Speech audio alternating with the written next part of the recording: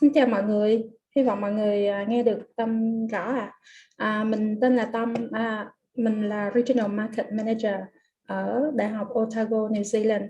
Cảm ơn mọi người đã dành thời gian tham gia lớp học ngày hôm nay. Thì trước khi thầy bắt đầu thì Tâm xin giới thiệu một chút xíu về Đại học Otago. Đại học Otago là trường đại học đầu tiên ở New Zealand và ngày hôm nay mình có thầy Jeremiah đến từ Otago Business School. Otago Business School là Business School đứng thứ nhất ở New Zealand về research. Bản thân Tâm cũng là cựu sinh viên của trường đại học Otago và cũng là cựu sinh viên của Otago Business School. Tâm đến New Zealand vào năm 2018 và Tâm tham gia chương trình Master of Commerce in Marketing ở Otago. Và sau đó thì Tâm có cơ hội được làm việc ở New Zealand cho đến bây giờ. Thì nói một chút xíu về Otago Business School. Ở đây Otago Business School có 6 department, trong đó có Accountancy and Finance, Economics, Information Science, Management, Marketing and Tourism. Và nói về ranking thì có rất là nhiều ngành ở Otago Business School có ranking rất là cao. Ví dụ như MBA là đứng thứ nhất ở New Zealand và MBA Online đứng thứ 13 trên thế giới, hoặc là Tourism đứng thứ 24 trên thế giới về mặt ranking. Thì đó là một vài cái thông tin cơ bản về Otago Business School cũng như là University of Otago. Thì Tâm cảm ơn mọi người đã tham gia lớp học ngày hôm nay, và Tâm nhường lời lại cho Jeremiah sẽ bắt đầu lớp học ngày hôm nay. Over to you, Jeremiah. Thank you so much for your time today, and it's over to you. Oh, thank you, Tom. Thank you for the nice introduction. I managed to catch a few Vietnamese words talking about my department and so on. So yeah, I've been to Vietnam, I think once, that's 2019, and I got a chance to attend the conference in Ho Chi Minh City. So that's actually, yeah, it's actually my great pleasure to meet up with students virtually today. But hopefully, I think once the pandemic is over, we may be able to meet up here at Otago. So yeah, so let me share my screen, and then okay. So yeah, again, thanks for the invitation to have me here to present a sort of a taster class. So I'd like to take this opportunity to give a so-called a gentle introduction to business data science. So we'll give an overview about this, what this discipline is about, and also I'll also talk a little bit about Otago's Master of Business Data Science program. Yeah, we go through some typical machine learning concepts and also ideas that we can apply to solving some real-world business problems. So I'll also give some project examples our previous students they were involved in, yeah, so that's basically what I'm going to do. But I also look forward to having some interactions with you people. So as Tom pointed out, anytime you want to ask a question, feel free to raise up your hand. And if I saw that, I think the administrators will actually unmute you, and then you can we can have some question and answer time together. Yeah. Good. Okay. So let me cut straight into the first topic is what is this Master of Business Data Science program here at Otago? I think that's basically a very new. It's not really new. It has been established for 4 years. I think this is actually our 4th cohort now. And it's basically to answer the increasing demand from the industry. So we've got lots of requests from research institute, from in various kinds of industries, pharmacology companies, and so on and so forth. And also Dunedin has the city that University of Otago is based in.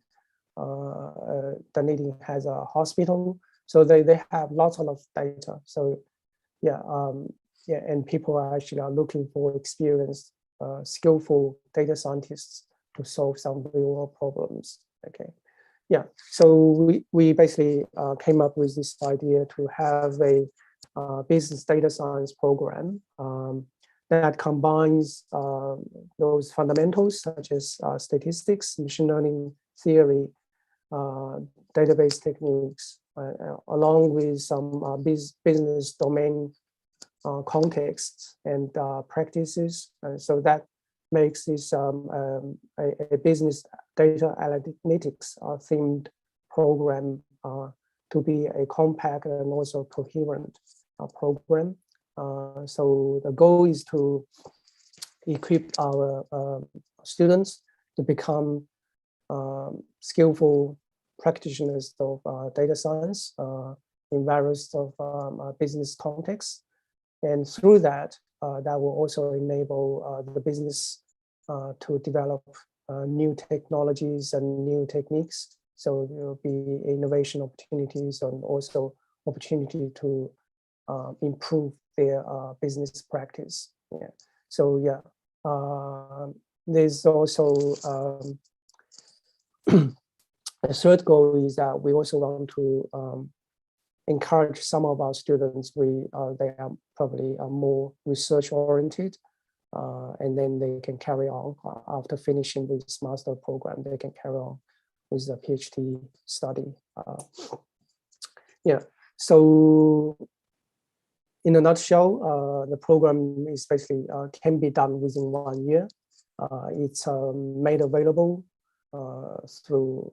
can be taught through on-site, on-campus learning, as well as distance learning. So that actually was a very timely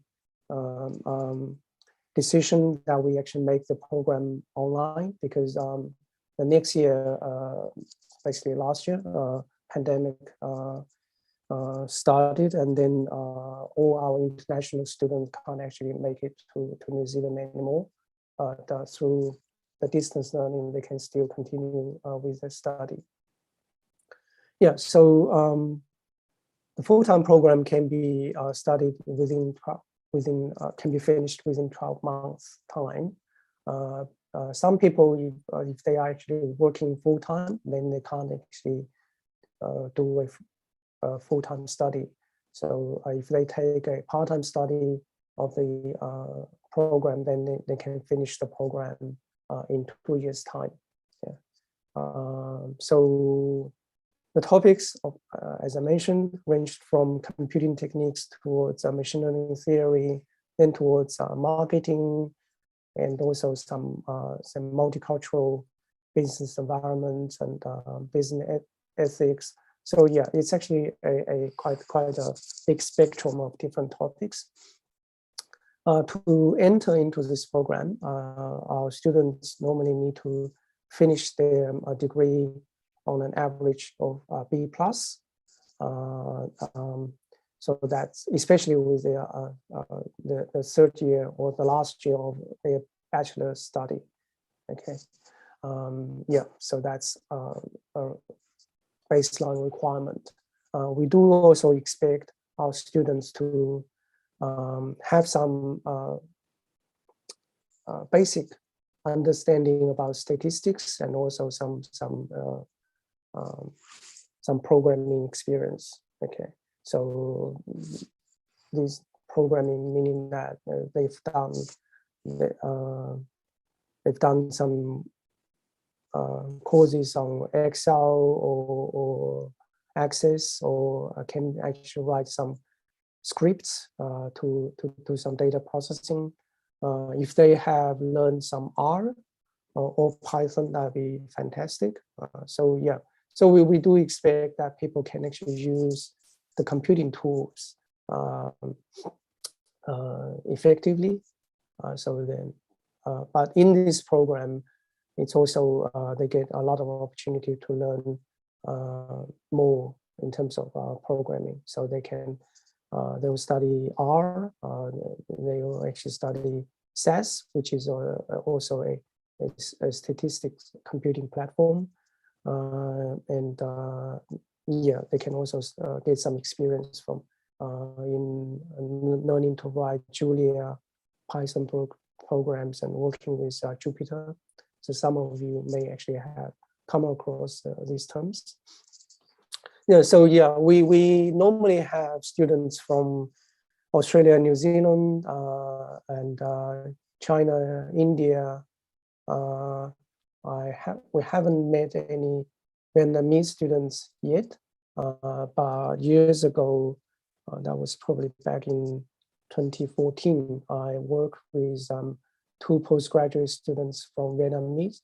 I was thoroughly impressed by their capabilities. I think they are really, really smart students, and they excelled in their postgraduate study at my department as well. So I'm really looking forward to having more Vietnamese students, young talents from Vietnam to join us. Yeah. Okay. Yeah. So as I mentioned, the program is actually aiming at equipping our students with some applied techniques and skills to be used in workforce, but also if some of them are really interested in doing research, they are more than welcome to stay on to carry on with a PhD. So in this picture, as you can see, is a pretty girl here, Jing. So she finished her Master of Business Data Science program, working on a project on EEG data analysis, and now she's working as a PhD student, co-supervised by me and also a leading neuroscientist at Otago. So working on looking at pain diagnosis as well as pain prevention using EEG signals. Yeah. Jeremiah, can I interrupt a bit? Sorry. Yeah. Did you move your slides? Because I think your slide didn't move at all. It's actually on the slide 4 already. Yeah, it has not been moved so far. We still see your first slide, so I'm a bit confused. Okay, so can you see? Yes, I can see your screen now. Yeah. Okay. Yeah. Can you see the big one? Yes, that is the MS Data Science program slide. Okay, yeah. So with the picture, right? Yes. Okay. So I hope it works now. So it's a new slide entitled Learning Outcomes. It's not working. It's working. More slides coming. More slides. Okay, that's good. That's good. Yeah. So what to expect from the studying the program? I think we expect our students will develop some basic understanding about machine learning in general. And its advantage and potential drawbacks, and also how to apply that into some business contexts. Okay. And of course, they need to get familiar with some machine learning techniques and be able to appreciate the strength and potential weakness and apply it accordingly to some business problems.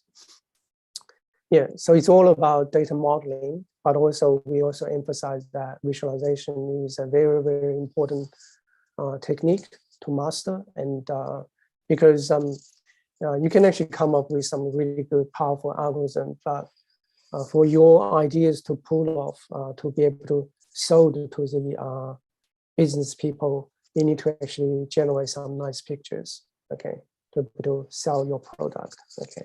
So that's something, of course, very relevant for a data scientist working in business analytics context. And also, apart from being just savvy with all this technology and different techniques, they should also develop some good understanding about the ethical aspects of technology, so they can apply the technology in a sensible way. Yeah, so that's basically the learning outcomes. Yeah, so there are actually 7 papers, we'll call it papers, to study. So it's basically each paper is a course that runs through a semester. So here at Otago, our first semester normally starts in early March and go all the way till the end of June. And then second semester starts in July and then finishes in end of October.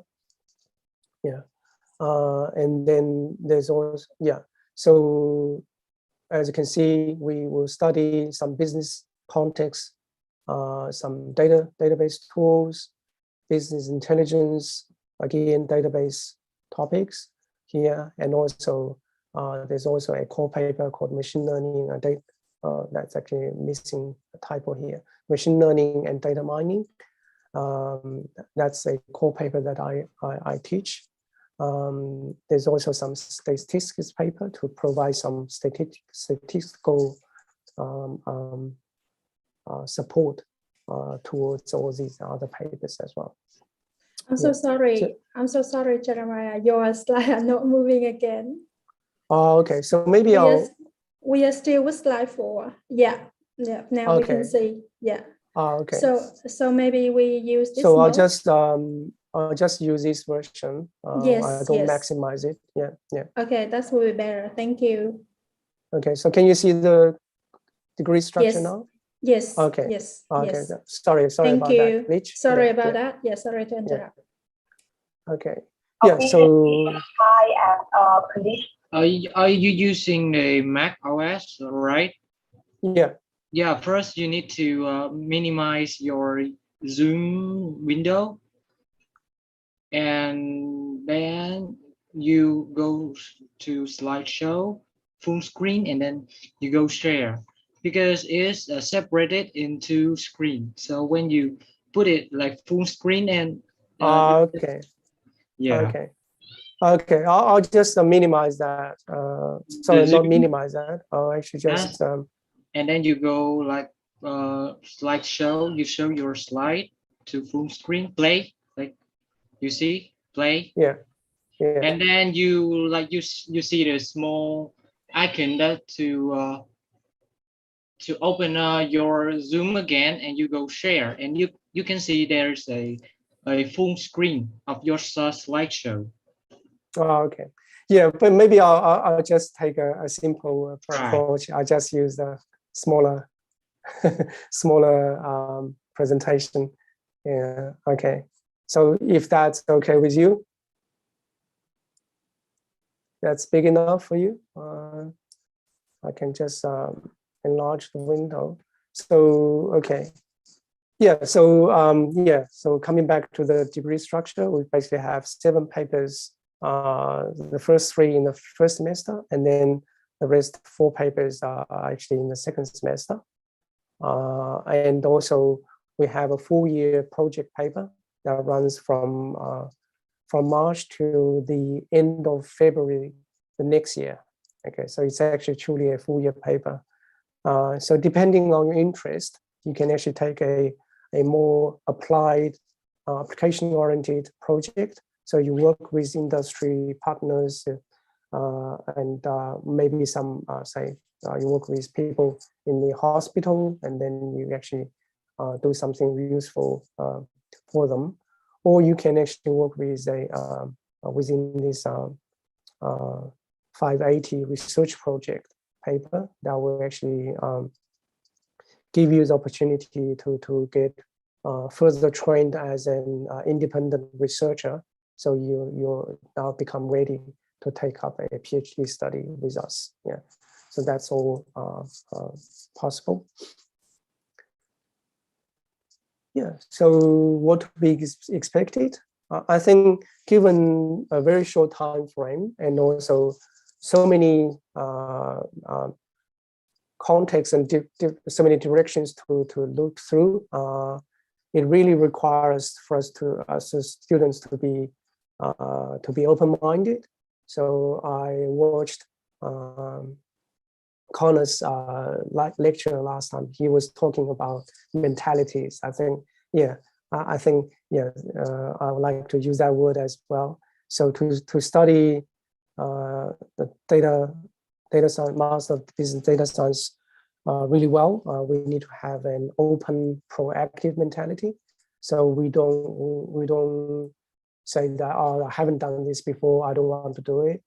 We can always actually brave some learning curve, and then we can actually brave the new world of machine learning and AI.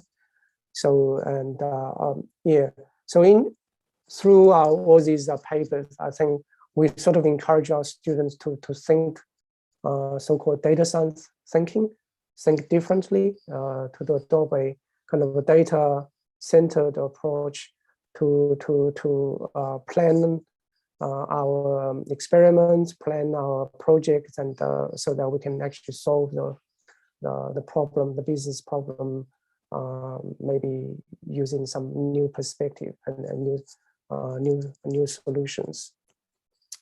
Yeah, so to be able to learn those techniques well, of course, we also need to have established some good theoretical foundation.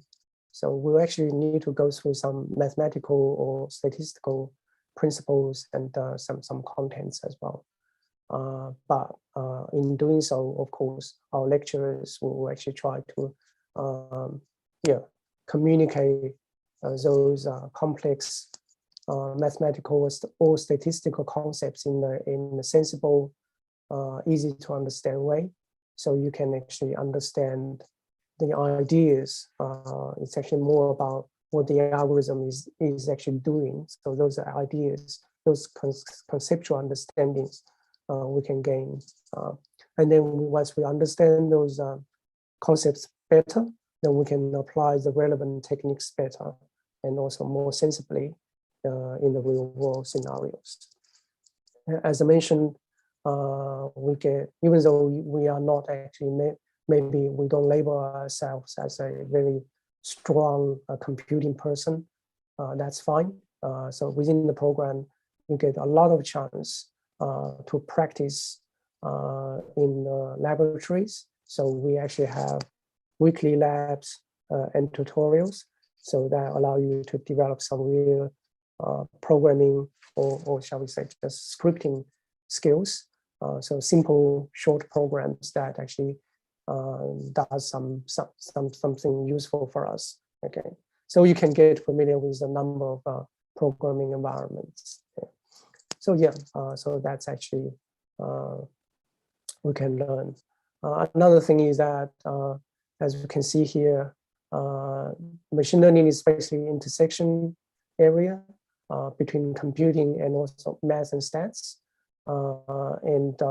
But if we extend that into the business domain, if we actually integrate all these techniques or theories with our business practice, then we can explore a lot of opportunities and also make a lot of useful, meaningful outcomes, sensible business outcomes.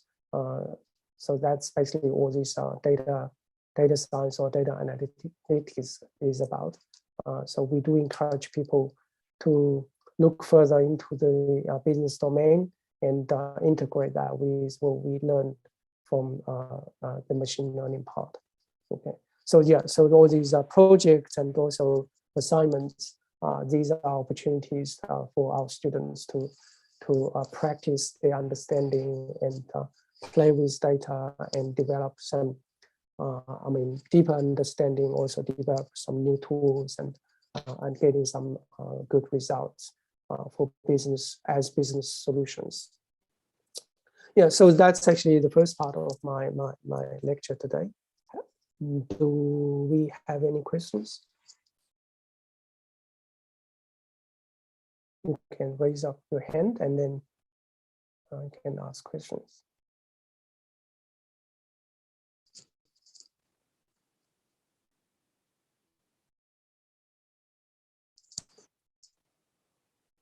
So we are all good.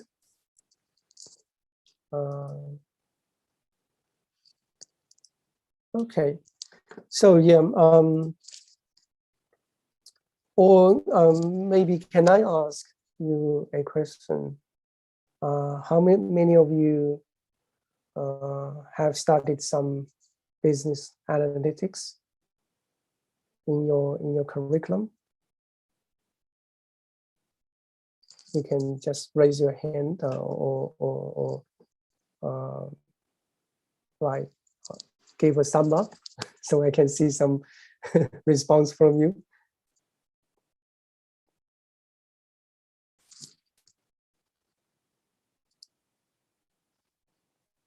Okay, yeah.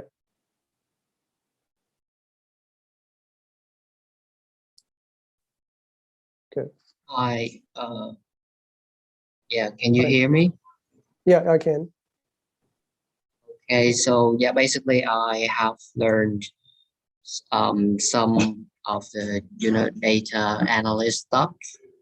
Yeah, but not really deeply. I mean, Okay. I just get to know the surface of it because like I'm a marketing student, so my major is about marketing. So I learned, so I learned something about like R as well as SQL and nice. and Python. Okay. But yeah, but like like in the process I work more in the cleaning the data. Yeah. That's a very important part of the job. Okay, that's really good. Yeah. So yeah, some of the stuff that I'm going to talk about, maybe you are already quite familiar with, so bear with me. But I also like to show something different. I try to show something different so you can have some taste about what is actually covered in our master level data analytics paper. Okay, so thank you for that. That's really useful for me to know where you are.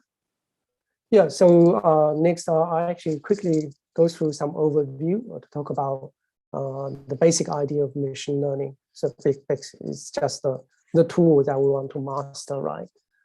It's actually, so before you do that, of course, you can actually quickly think about a business problem that you might have handled or you want to actually handle. So it could be some marketing, it could be some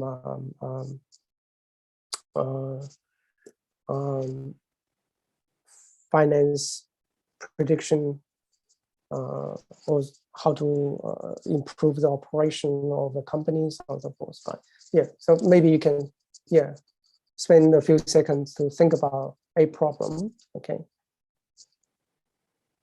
So regardless what your business problem you want to focus at, in general, I think we can actually summarize it using this diagram. So basically, we think about a problem, right? And then we use our understanding, we use our experience, we talk to experts, and then we have some say a set of rules. Okay, if we do so and so, then we can expect certain outcome. Okay, so we have some kind of fixed domain knowledge, right? We can gain it from ourselves, our own experience, or actually borrow it from other people's experience, right? Then we apply it to our problem, we evaluate, then we look at the errors, and then we may actually go back to the problem settings and say, okay, maybe we should include more knowledge, finding more experts. Okay, so we modify that, and then yeah, so that's it, right? So this kind of framework basically is that the good thing is that we actually have confidence about the problem solving process, right? The limitation is that we also rely too much on our domain knowledge. Okay, so a different approach, which is basically underlined by this machine learning approach, is that, as you can see, we actually replace the central rule part as some algorithms, right? And to allow that algorithm to be developed, to be properly trained and configured, we actually rely on data. So we go to our business context and we collect all the data as much as we can, as relevant as we can find them. Okay, we just pull them in and then let them use them to actually train our algorithm. So these algorithms are purely informed by our data. Okay, what's good, what's bad? It's not really according to our opinion, but actually purely reflected by the data. Okay, and then we can, come up with a smart solution, so-called the algorithm, and then we can apply that to the real world environment, evaluate it. If it's no good, then we use that error as information to tweak our algorithm, further modify our algorithm so it can perform better and better. So once it reaches a satisfactory level of performance, then we simply launch it. Okay. Of course, this is a very simplified framework in terms of what machine learning is. In fact, you can easily see that we can actually allow our model to actually to keep on improving itself. Okay, once it's being launched. Okay, so this is basically a simplified framework. In general, I think the essence of the machine learning based approach is that it's actually data centric. Okay, all the decision making is actually almost purely relying on our data. Okay, and then we get algorithm derived based on the data that we've got. Okay, so that brings us, of course, advantage. Okay, because we can overcome the limitation of domain knowledges. Okay, do you see any potential drawback from this framework?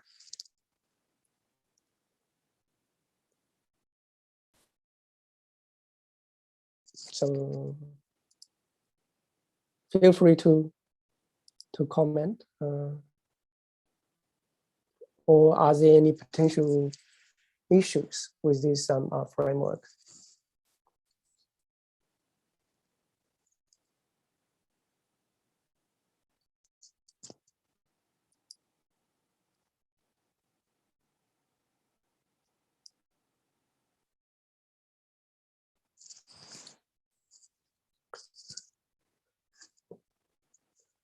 Okay, so yeah, I'll be wary about the time because I do have some more slides that I want to discuss with you.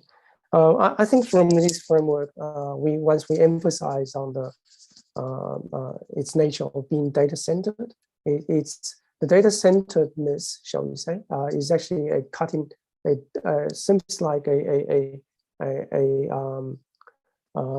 double-edged cutting thing. Okay, so it can bring us the advantage of actually overcoming the limitation of domain understanding, but it also making us too much relying on the data.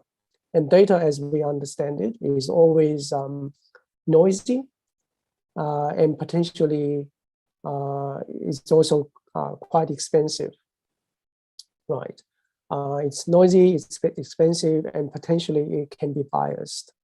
Okay, so if I collect some data, train a nice model that works really well here in New Zealand, and then I should take the same system, apply it to, say, a business in Vietnam, then it doesn't work, okay? Because it's actually purely, the model is actually purely relying on the data that we've got, right? So data can be biased. The generalization ability can be questionable, okay? Of course, machine learning also develops some theory and also some good practices to address these generalization a bit issue. So that's, of course, there's also, of course, because we collect so much data, there's also ethical privacy issues as well. So that we need to be aware of, and we have to operate within the context of legal context and conform to government or organizational regulations. So that's, of course, the constraints that we need to be aware of. Okay, so here there are many types of learning. So the most two popular one is supervised learning and unsupervised learning. Unsupervised learning is that we just collect the data and there's no such label telling us whether it's good or bad, whether a patient is actually, the tumor is benign or malignant. So yeah, we don't have the labels, we don't have the so-called ground truth in the data, but still we can look into the customer data and then we can actually see groups, we can assess their similarity, so that we can actually learn from the data. Another big approach, important approach, of course, is supervised learning. So suppose we do have the labels, okay, we do know which customers is going to buy, which customers are not going to buy certain types of product, and then we can actually train a model, then we can actually predict their future purchase behaviors, right? So yeah, there's also some other different types of variations, but it's actually mainly the supervised and unsupervised approaches that we actually focus on, especially for today. So for unsupervised learning, I have this elephant here. So as you can see, as human beings, our eyes actually really capable. We can easily detect objects and interpret a scene, right? So we can see the elephant, the tree, the blue sky, and the grass, right? Very easily. For computers, this is actually a challenging task. And we need to apply machine learning to assess the similarity of all these pixels, and then allow the similar pixels to group together so they form regions. And once the regions are formed, then we can actually see an object contour, and then we can actually easily tell from the shape and from the color and other textures, like texture information, we can actually identify the objects. Okay, so this is actually fairly useful nowadays, because we can actually use it to segment medical images, and then we can be able to detect tumors and then monitor the growth of the tumor or how it shrinks during the going through the therapy. So that's actually very useful. We can analyze the hash code and hashtags and all these keywords in social postings, so on social media, right? And then we can actually identify the topic and be able to tell what kind of sentiment it carries, whether it's positive, negative, or actually hate speech. So that's actually when we actually don't even have the labels, right? We can actually find the groups and be able to look into the groups and make some sense out of it. It's also fairly useful for us to look into customers' behavior, and then we can identify groups we can say this is basically some of you are probably you probably understand more about market segmentation, how that's useful in the business context, right? So yeah, we can actually look into the behaviors of the similarity between the customers, right? And then we can actually group them into different categories and perhaps come up with some different pricing schemes, and then actually can essentially boost up the sale of our product or our services. Yeah. For supervised learning, of course, it's something we can easily understand. Is that, say, with emails, right? We all hate spam emails. Okay, so to be able to filter them out, then what we can do is to collect data and manually label some instances as spam and say others as normal emails. And then if we train some algorithm to be able to predict these labels correctly, then upon receiving new emails, then we can actually put a label to it. We can predict whether that's a spam or not. Right. So this is fairly useful, of course, in terms of a very important techniques. So yeah, what's next? I want to show you some algorithm examples and also the applications, and then we can see that we can actually use some simple techniques and actually do something useful. Okay, so yeah, I guess some of you have studied business data analytics, and then of course you understand how clustering is done. So one of the fundamental, or shall we say, the most popular clustering algorithm is to say, okay, it's the k-means algorithm. So as the name implies, it looks for the cluster centers. Okay, so how do we do, given all the data points, right? How do we actually classify them into k groups, right? What we can do is to randomly initialize them into k subsets. Okay, and then we actually calculate the centers, okay, of each cluster. Okay, once the center is actually found, and then we actually look around for the matches, best matches, and then we actually assign the matched data items to the cluster of the with the nearest centroid. Okay, so and then because the cluster membership has changed, and then of course the cluster center will need to be modified again. So as you can see, we can. This is going to be a iterative process. Okay, so basically we actually loop it. These few steps for say 12 iterations, and often it will actually converge. Okay, once it's converged, then we found the clusters, right? So it's actually a very simple algorithm developed, I think, back in 1967. Okay, so it actually works really, really well across many disciplines, business, science, computer vision, you name it. Okay, so however, it has actually some fundamental drawbacks. So here is an example. As you can see, our eyes can easily tell, there actually are 3 clusters, data points. They colored into 3 clusters.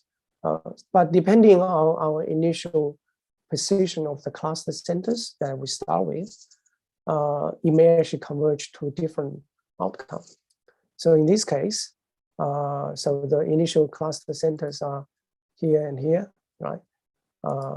So the animation goes really fast. As you can see, after just a couple of iterations, they all converge, okay, to the right position, the cluster centers, right? So yeah, so that's why k-means works. Okay, it's actually very simple, very effective.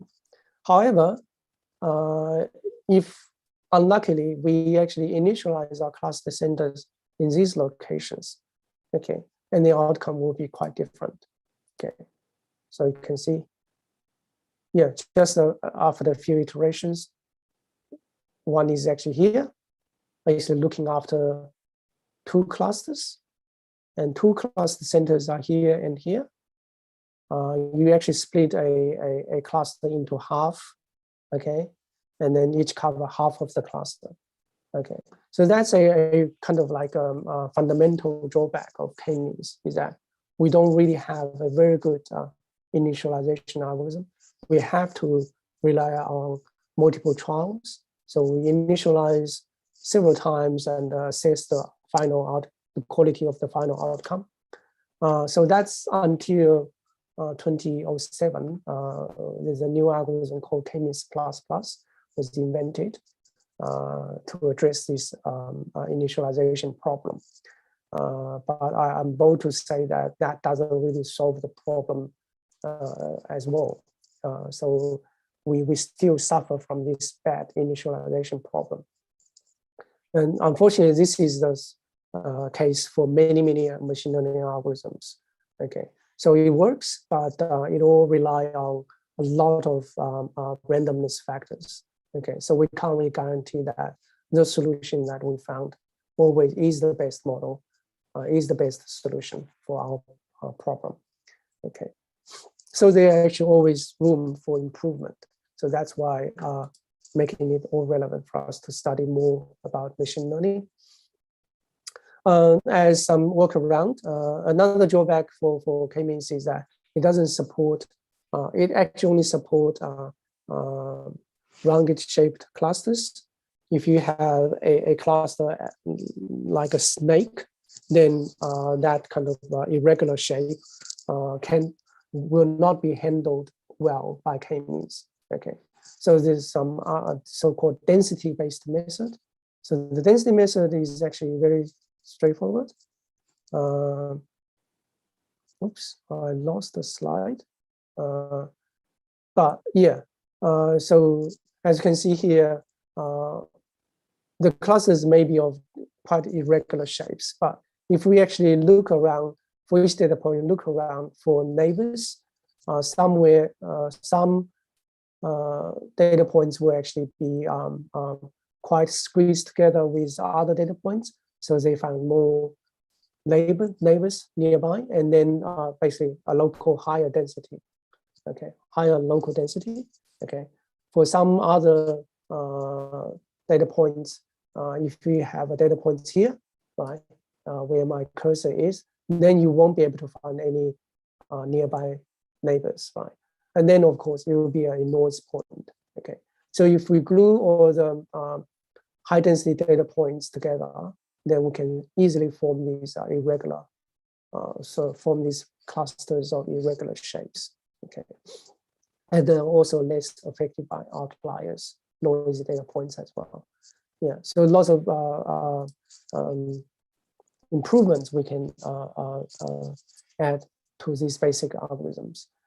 So this is one of the students' project that we did a couple of years ago, which is to analyze customers' power consumption over a 24 hours period. So yeah, we will basically visualize them into a matrix. So basically, these are the morning hours. So everybody is actually still sleeping, so no power consumption. Then they start to rise up and cook the breakfast and then leave for work. So yeah, pretty quiet between here and lunchtime. Some people go back for lunch, most don't. And then, but in the afternoon, students go back home, and then work is done, and then everybody goes back home and cook a big meal. So you see a lot of power consumptions here. So that's basically an average, a typical pattern for power consumption. But if we train data, say we use 241 households power consumption data, and then we were actually able to detect these anomalies. As you can see, they're actually quite different compared with the normal pattern here, right? So no power use except in the very early hours, really heavy power use in the morning, and yeah, so yeah, also in the morning as well, and almost no cooking in the night. Yeah, so these are some interesting patterns that allow the power companies to look into whether it may be the case the smart meters are faulty, or somebody might be actually tricky. They may actually play tricks to the smart meter, so they can use free power. Or it could be that people simply have different power consumption patterns, and then you can, depending on their usage and the time they use the power, you can actually develop, you can customize some pricing package and actually give them this a customized package for them to choose, so that they can save some money as well. So yeah, of course, you can boost up your power sale as well. Okay, so that's basically something we can do, as you can see, using simply clustering, unsupervised learning. We can also try harder. If we can collect labeled data, then of course we can do classification. Yeah, so we actually I won't be able to show the animations anymore. So there are many approaches actually that for us to do classification. Okay, so without actually showing all the formula, I can actually give you some ideas about these interesting basic ideas about how classification can be done. The one thing is that, as you can see, there seems to be two clusters here. So we can actually model the probability distribution functions here.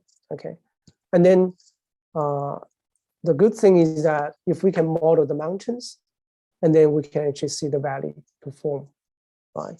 So you can imagine that this is actually two normal distributions, and then where they meet, that's going to be the classification boundaries. Okay, so we can actually model the data mountains, and then we can actually figure out the classification boundary, and then we can carry out classification. So that's called the Bayesian classifiers. Another straightforward idea is actually say, okay, so suppose this is the data I want to classify. So basically we just look around for neighbors, right? And so we can say, okay, this is similar to that, and it's also similar to that and that one. And then we can actually count the votes. Okay, so this is basically a vote from the triangle, another vote from the triangle. This is a vote from the disk, right? So we can say go for the majority, okay? Or we can actually weight the votes using the mutual distance as well. So that allows us to also develop some nearest neighborhood-based classification. And these algorithms also very simple, and they also work really well as well. Another interesting idea is that we can actually generate projections onto, like in this case, a line, right? We can generate projection. So here's a data point. These data points, we can generate projection. And then what we need to do is to find, we can modify the precision and the angle of this line. So the projection will change, but the best projection will be able to actually will generate some good separation. So all the data points here will get project roughly around here, right? And all the triangle data points will generate some projection roughly around here only. Now, of course, there will be some overlap, okay? But if we find a really good line with this orientation, we can actually generate that separation. So that's basically called linear discriminant analysis. Okay. Another very important, very straightforward idea is actually to do classification is actually do the so-called decision tree. So we use, we cut along the attribute values. So yeah, whether a certain attribute is smaller than a certain value or bigger than a certain value, you can actually cut the first part, and then yeah, we just make multiple cuts, splitting the data partitions, and then the partitions become pure. So as you can see, this part is actually purely that class, triangle class is still mixed. Yeah, so you can choose to further cut them apart. Yeah, so in the end, we can actually form a set of rules for us to carry out the classification. So this is also a very, very popular approach in machine learning for us to do some effective classification. Yeah, so many algorithms, as you can see, they're all based on some very intuitive ideas. So here's an example. One of my students did a couple of years ago, is that, yeah, so we may say computer vision, this is all actually a high technology and yeah, better something to do with computer science, but actually it has a lot to do with business application. So here's a scene from New Zealand. In our city, we actually have rugby teams, okay? So every weekend evening, we have a stadium with many people attending the match. And you can actually have highly mounted cameras. You can actually take pictures because this is actually in public space. So the stadium is allowed to use the camera to take take the videos. So what you can do is that you can look into people's face and be able to tell what age they are, what potential race, ethnic groups they belong to, and also their gender. The reason for the stadium to do this is that they are really keen to know who comes to the game, right? And then they can customize the food sales. They can customize their entertainment as well, if they understand who the customers, who the game watchers are, right? So the audience, if they have many Maoris, then they will probably play more Maori songs, right? Or do some haka dance, if you understand some New Zealand culture. It's actually quite phenomenal to watch every time the All Black plays a game, they actually put on a haka show. So yeah, so of course, if we know our audience better, then that will make the games more attractive and be able to attract more people to come to the games. Yeah, so as you can see, it's all machine learning problems, but these are also give us lots of opportunities to improve our model, or maybe we can come up with new ideas to develop new business, or maybe grow our old business much better. Yeah. So yeah, to recap, machine learning is data-centered, so that gives us lots of opportunities, despite it has its own challenges to how to be able to generalize well to unseen data, new data. And also it has all the constraints with ethical and social factors that we do need to consider when we need to put data science into practice. Yeah, so that's all from me, but also I would love to have some questions from the audience as well.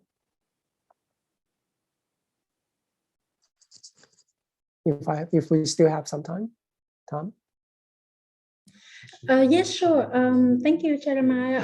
There are several questions in the chat box for you. Can you have a look and answer them? I think there are four of them. Yeah. Okay.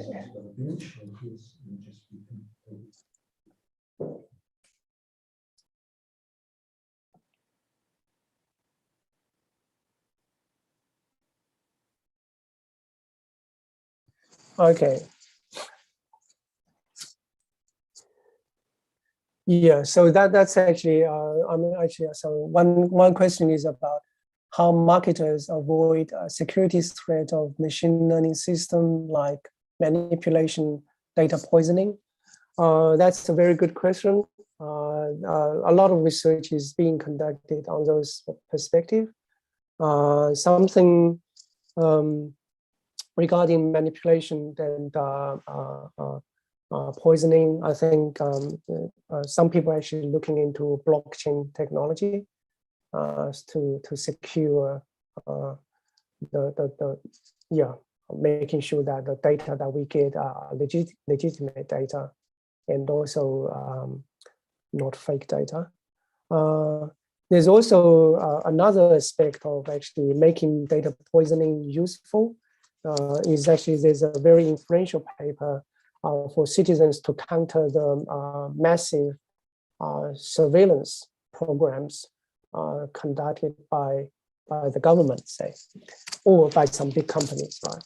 So we work out our room, and then there will be cameras everywhere, right? So some people actually feel very uncomfortable with that. And then they start to think, how can we actually make sure that the machine won't be able to actually recognize my face? Okay, so they actually came up with some idea.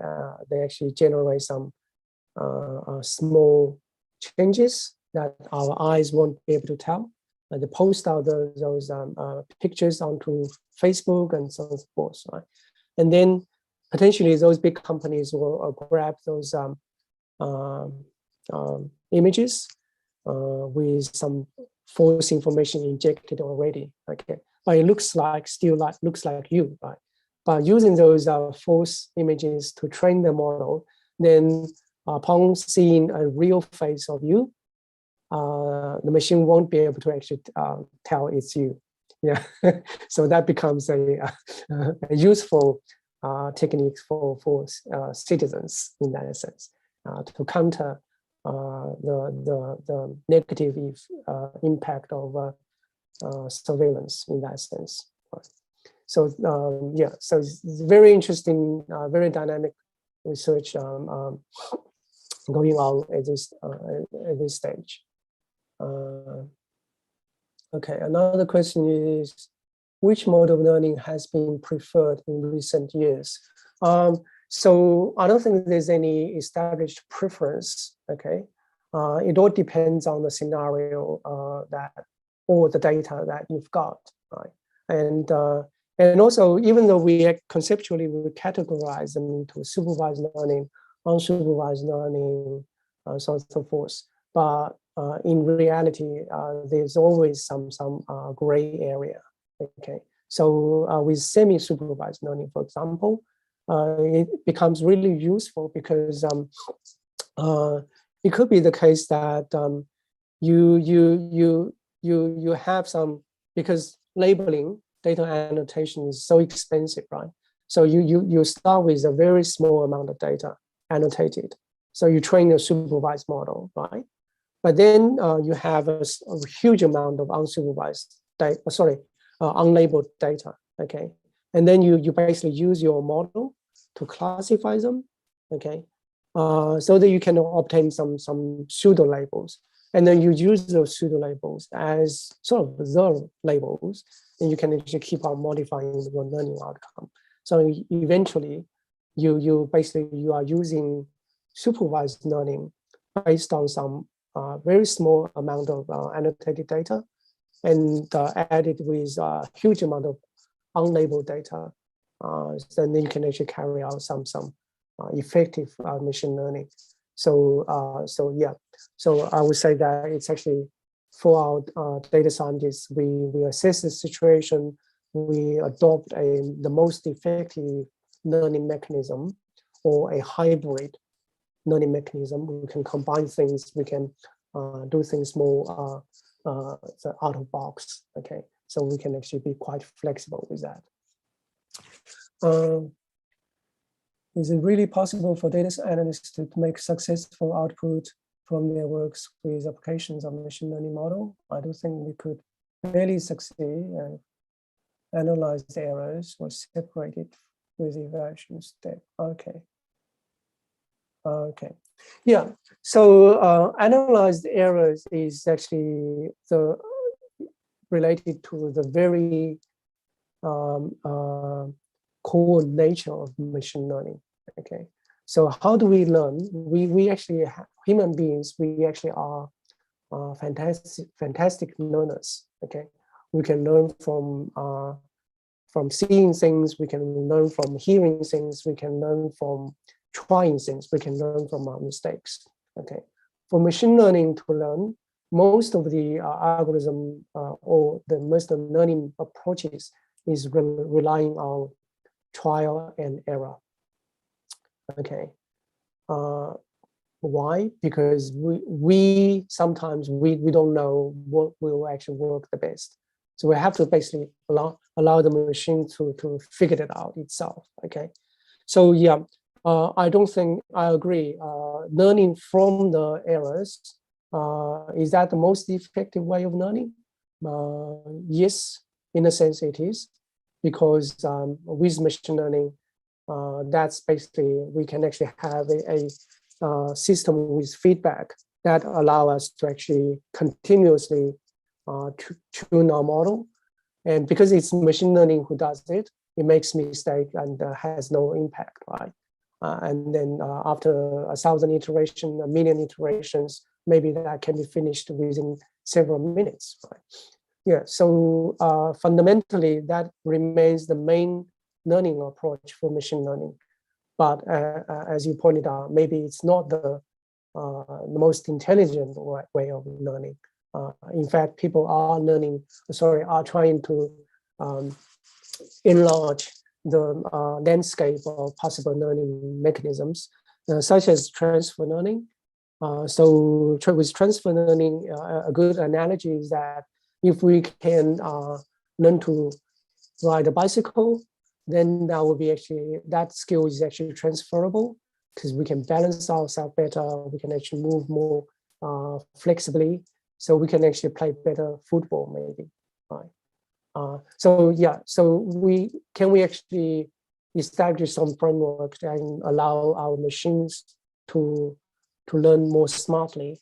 That's also some current research going on along those directions. Yeah. So another question,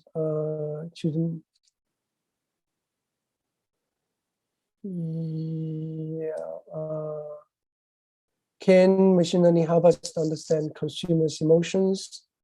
Yeah, So that's actually a very well sought after area. So people working in marketing, they are aggressively getting the feedback from social blogs and social media posts. So they try to do so-called sentiment analysis. So they understand the customers actually rating, giving some positive rating or negative rating to our products or services or not. Yeah, but that remains a little bit challenging area as well. So mostly, I think the machine using some natural language processing techniques, they can get it right.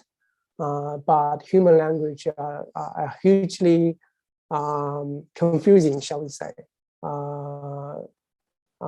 People can be sarcastic, right? People nowadays understand when young people say, that's really bad, they actually mean it's really good. Yeah, so yeah, machine learning are here to understand those common sense. Those say it'll be still challenging to be able to tell fact telling from just humors, right? So that's remain some challenge topic for people to work on.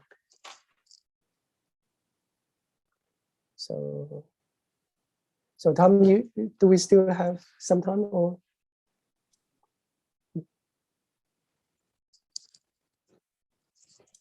Yes, thank you so much. Yeah, like I said, this is something I personally have an interest as well. So yeah, really enjoy it. We have about 5 more minutes. So if the students, if you can raise your hand and speak out your questions or type your question in a chat box like your friend did, that's gonna be awesome. So one of my questions earlier was answered by Jeremiah. I really appreciate that, Jeremiah. So yeah. You say when you say we use the data from social media social network. Was it like a tool called social listening? Is it like, sorry, I didn't get the last part of the social question. Listening. Oh, yeah. Was it one of the tools? Yeah. Okay, that's awesome. Yeah. Yeah. Thank you. Students, do you have questions? We've got some really good questions so far, I think. Yeah. I'm really impressed with insightful questions you raised. So that's really good. Yeah, I think it's a very good topic, because this is something the Vietnamese new generation have been really interested. We have a strong startup culture in Vietnam, and like a lot of IT companies have been getting into Vietnam. I think Facebook also have office in Vietnam, and they've been employing various staff in Vietnam as well. So I'm sure the student will find your class helpful.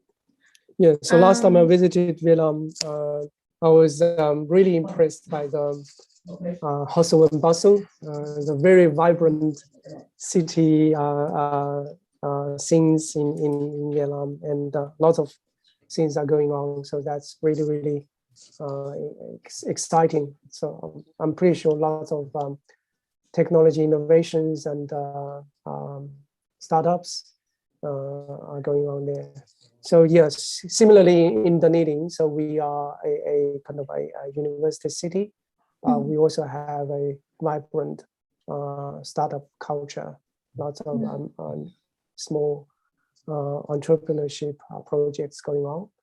And our data science students are normally, normally go for job opportunities in Auckland, where lots of business are running, and also or in Wellington, where there are a lot of government agencies, but also in Dunedin, because we have lots of house-related things going on as well. So also a lot of startups, I think, so we are collaborating with pharmacology and anatomy department, neuroscience department. So there's so many objects, so many project ideas that we can't handle. So we basically need many young talents to join us, so that we can enrich the program and also be able to produce something meaningful, useful as well. Okay, I see a new. No, not yet. Yeah, you remind me of Timely. I'm sorry, Timely. They were sold at $100 million a while ago. So that is one of the startup originally from Dunedin. I tried to ask the student if they have any questions, but it seems that there is no further question. Or do they? Do you have any questions regarding University of Otago, or the city, or the departments? Feel free to ask as well. So I don't know, Tom, whether you have mentioned it or not in your introduction. So University of Otago is actually recently ranked #1 in the national research evaluation. So we are the most research effective university in New Zealand. And School of Business is also the top school of business schools in New Zealand as well. And incidentally, information science is also the top computing department within New Zealand as well. So we have a very vibrant computing and also business research environment here at Otago. So I took their question time. Sorry. No, it's on good. It's on good. Thank you very much for that. Students, any final question before we close up this class?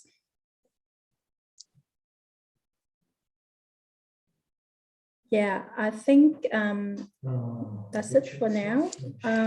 Jeremiah, thank you so much once again. You're welcome. I learned a lot today for myself. Yeah, and I'm sure the student enjoyed it as much as I did. Thank you everyone for your time. Thanks the ISB team. Have a lovely afternoon. Yeah. Thank you very much. Thank you to everyone. It's really nice to have met you, even virtually for a short time. But as I've said, I also look forward to hopefully to be able to meeting you eventually physically sometime in the future. So thank you. Thanks everyone. Merry Christmas and Happy New Year. I hope you are all well. Yeah, and I just left my email address in the chat box in case you need to ask any further question about Otago, Dunedin, New Zealand. Yeah, have a lovely day. Bye. Thank you. Bye. Thanks. Bye, Jeremiah. Thanks everyone. Bye.